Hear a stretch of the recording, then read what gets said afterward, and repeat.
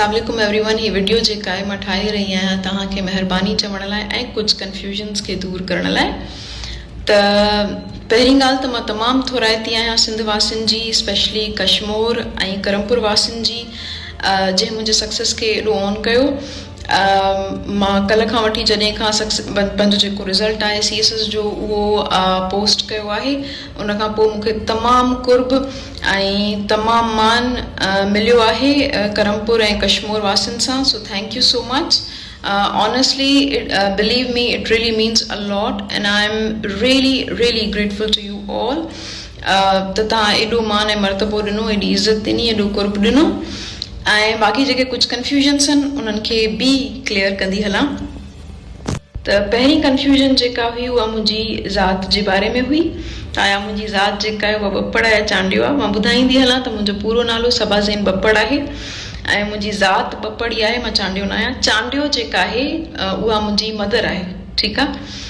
त हिकिड़ी इहा कंफ्यूजन जेका आहे तमामु घणी हुई, छो त पूरी बप्पड़ कम्यूनिटी अपडेट करे पई। हितां वारा मुंहिंजा मामू वारा चांडियो आहिनि, उहे बि अपडेट करण जा स्टेटस ते शायदि इहा कंफ्यूजन इन करे थी वई त पब्लिक पोस्ट ते इहा मां हिकु शइ ॾिठी। ॿी ॻाल्हि त ॿी कंफ्यूजन इहा हुई त मां आया कश्मीर खां आहियां या हैदराबाद खां आहियां। त मां ॿुधाईंदी हलां त मुंहिंजो तालुक़ु जेको आहे उहो तालका तंगवाणी डिस्ट्रिक्ट कश्मीर खां आहे। त डेफिनेटली मां कश्मीर जी आहियां। हैदराबाद में जेको आहे सो मुंहिंजी एजुकेशन रही आहे इलाही ज़्यादा, मतिलबु ओवरऑल एजुकेशन जेका मुंहिंजी रही आहे उहा हैदराबाद खां रही आहे। त हिते इलाही माण्हू सुञाणनि था, त इन जे करे उन हवाले सां पोस्ट हणी छॾियूं। ऐं टी जेका आहे कंफ्यूजन उहा इहा मुंहिंजे जेका आहे फादर जे नाले सां आहे। त मुंहिंजे फादर जो नालो ज़ैनुलाब्दीन बप्पड़ आहे।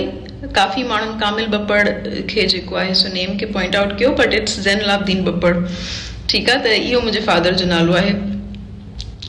ऐं मां पंहिंजी कामयाबी जो क्रेडिट जेको आहे ॾियणु चाहींदसि पंहिंजे पेरेंट्स खे।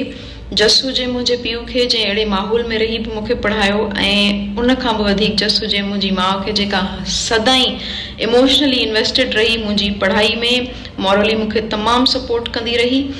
ऐं I think she is the best mom one can ever get. In fact, they are best parents. त ऐं मां पंहिंजी कामयाबी जेका आहे उहा अर्पणु चाहींदमि पूरे कश्मीर वासियुनि खे, स्पेशली बप्पड़नि खे। बप्पड़ जेके आहिनि उहे मुंहिंजी कम्यूनिटी आहिनि ऐं मुंहिंजे दिलि जे तमामु क़रीब आहिनि, ऐं हीअ कामयाबी उन्हनि सभिनि जे लाइ। ऐं मूंखे पूरी उमेदु आहे त अॻियां बि बप्पड़नि मां काफ़ी सारियूं छोकिरियूं निकिरंदियूं, अॻिते ईंदियूं, कामयाबु थींदियूं।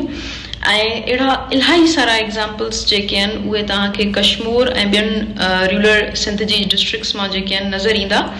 And I can proudly say that I dedicate my success to all the Bappads.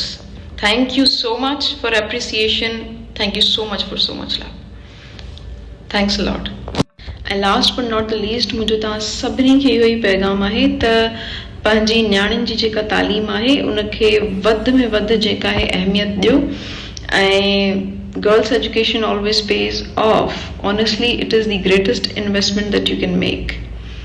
त पंहिंजो ख्यालु रखो, and thank you so much.